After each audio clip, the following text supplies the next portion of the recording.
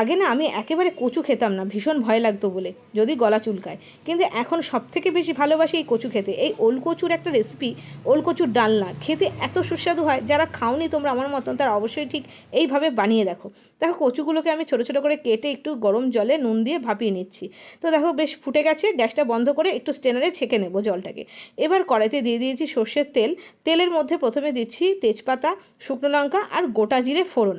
খুব টেস্টি একটা রান্না, অবশ্যই করে বাড়িতে বানিয়েও যারা বানাওনি এখনও পর্যন্ত। তো তারপরে ফোড়নটাকে না একটু বেশ ভালো করে একটুখানি সুন্দর করে ফোড়নটাকে আনিয়ে নিচ্ছি। যখন ফোড়ন থেকে খুব সুন্দর একটা গন্ধ আসছে, প্রথমেই দিয়ে দিচ্ছি আমি কেটে রাখা আলু।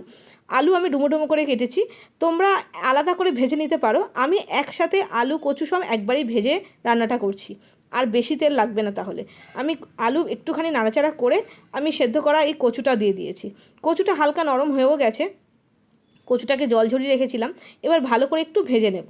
আর ততক্ষণে আমি মিক্সিং জারের মধ্যে দেখো টমেটো, অর্ধেকটা টমেটো, একটু আদা আর একটু কাঁচা লঙ্কা একটু জল দিয়ে বেটে নিচ্ছি। দেখো আমার সুন্দরভাবে মশলাটা কিন্তু বাটা হয়ে গেছে। এদিকে দেখো কচু আর আলু কিন্তু সুন্দর করে কালার আসা পর্যন্ত ভাজাও হয়ে গেছে, সুন্দরভাবে কালার এসে গেছে। এবার আমি এর মধ্যে দিয়ে দিচ্ছি এই মিক্সিতে বেটে রাখা মশলাটা, আদা, কাঁচা লঙ্কা আর টমেটো। দিয়ে দিচ্ছি পরিমাণ মতো নুন, দিয়ে দিচ্ছি ছোটো চামচের 1 চামচ মতন জিরের গুঁড়ো, ছোটো চামচের 1 চামচ মতন ধনের গুঁড়ো, পরিমাণ মতন লাল লঙ্কার গুঁড়ো, দিয়ে দিচ্ছি পরিমাণ মতন হলুদ, আর একই সাথে আমি দিয়ে দিচ্ছি অল্প একটু মিষ্টি। সব কিছু দিয়ে মশলাটাকে এখন ভালো করে কষিয়ে নিচ্ছি। বেশ ভালো করে গ্যাসের ফ্লেমটা মিডিয়ামে রেখে মশলাটাকে সময় নিয়ে একটু কষাতে হবে। বেশ ভালো করে দেখো যতক্ষণ না পর্যন্ত তেল ছেড়ে দিচ্ছি। মশলা যখন ভালো করে কষানো হয়ে যাচ্ছে, মিক্সিং জারটা ধুয়ে আমি ঝোল দিয়ে দিলাম।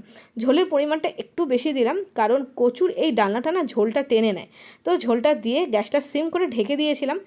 3-4 মিনিটের মতন ঢেকে দিয়েছিলাম। 3-4 মিনিট পরেই কিন্তু আমার প্রায় রান্নাটা হয়ে গেছে। কচুরটা তো হাফ সেদ্ধ ছিলই, আর এদিকে দেখো আলুও কিন্তু সুন্দরভাবে গলে গেছে, আর কচুটা তো একেবারেই গলে গেছে, কারণ অর্ধেকটা মতন সেদ্ধ করাই ছিল, আমি ভাপিয়ে নিয়েছিলাম।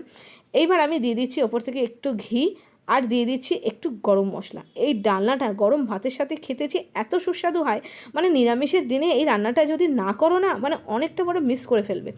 যারা আমার মতন কচু খেতে এখনও ভয় পাও, তারা আর ভয় না পেয়ে ঠিক এইভাবে কচুর এই ডালনাটা করে ফেলো। ভীষণ টেস্টি হয় খেতে, কি বলবো তোমাদের। এখনই তোমাদেরকে বলছি আর আমার দেখেই জিভে জল চলে আসছে। নিরামিষের দিনে এই ওল কচুর ডালনা ভীষণ সুস্বাদু হয়। অবশ্যই করে বাড়িতে বানাও, আমাকে কমেন্ট করে জানিও। তো আজকে এই পর্যন্তই, দেখা হচ্ছে আরও সুন্দর সুন্দর নতুন নতুন রেসিপির সাথে। ততক্ষণের জন্য বাই বাই।